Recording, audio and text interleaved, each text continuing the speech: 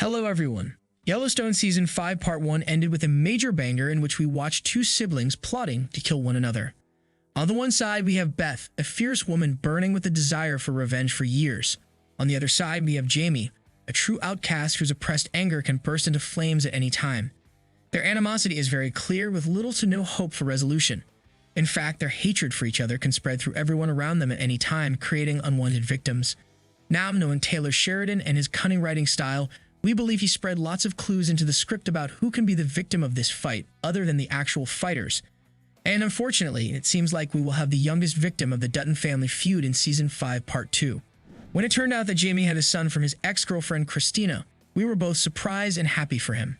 Jamie has never been a family man. His biological family was a mess, as his father killed his mother and thus spent decades in prison. His adopted family was no better though. Not only they kept the fact that he was adopted a secret from him for years, but also they treated him as if he was the outcast of the family. Jamie never felt like a Dutton, as his father prioritized his other children over Jamie and made this very much apparent. Jamie's entire life got planned by John. Even his college application was done by his sister and father without letting him know that he was going to college. He was a project child who never had a say in his own life. At first, when his biological father returned, Jamie hoped that he can finally have a family. However, soon after it was revealed that his biological father was the one who attacked his adopted father. Thus, Jamie's trust in him got shattered, and we all know how that story ended in patricide, shocking us all, including Jamie. So when Christina came with a baby in her hand, Jamie felt for the first time that he has a true family, someone who has no one but Jamie, who will be loyal to him no matter what and will love him no matter what. For a second, it seemed like there is still hope for Jamie. Then one day, Beth found out about his little son. She was in Jamie's car and saw a baby car seat in the back. Jamie regretted leaving that seat there instantly, but it was too late.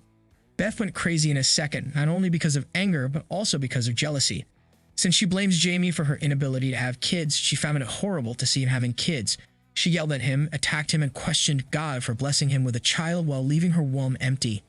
In her mind, everything was very clear. This was unfair. Jamie wasn't the one who gets to be a parent. She was the one who gets to be a parent. And thus, she was entitled to fix this mistake and put things in place.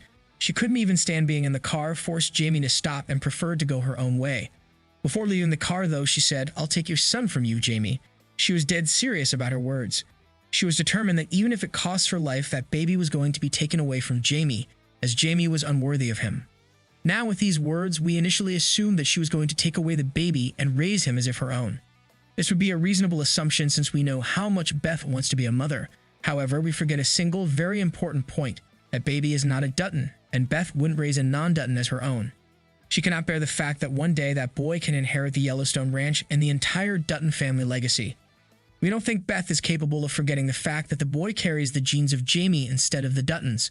We believe she has a matronly side in her, but not big enough to overcome all these and raise the kid as her own. So there's only a single alternative left. Knowing Beth, we don't think she would let things go.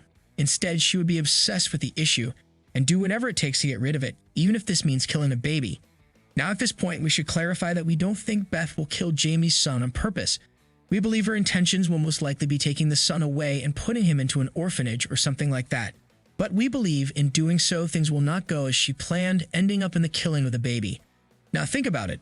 Beth and John joining their forces against Jamie, having Rip and all the other Yellowstone ranchers at their side as well. Jamie and Sarah, on the other hand, will have a hit squad on their side, so conflict and bloodshed are clearly inevitable. And in such a scenario, there's a high chance for a baby to be the innocent victim. When his son is gone, we believe this will be the last straw for Jamie, and we will watch him going in full force mode. So far, we have always watched the oppressed version of Jamie. We never watched him in his truest form. We never watched him expressing his feelings openly, except for a few glimpses. And we believe losing his baby will make him realize that he has nothing to lose anymore and can reveal the beast inside him. What will happen next? Well, we believe a Jamie in full force is the right match for Beth, and we will watch the showdown of two equal parties for once. Do you agree with our theory? Do you think Jamie can be a good match to face someone like Beth? Do you think Beth can overlook everything and adopt Jamie's son?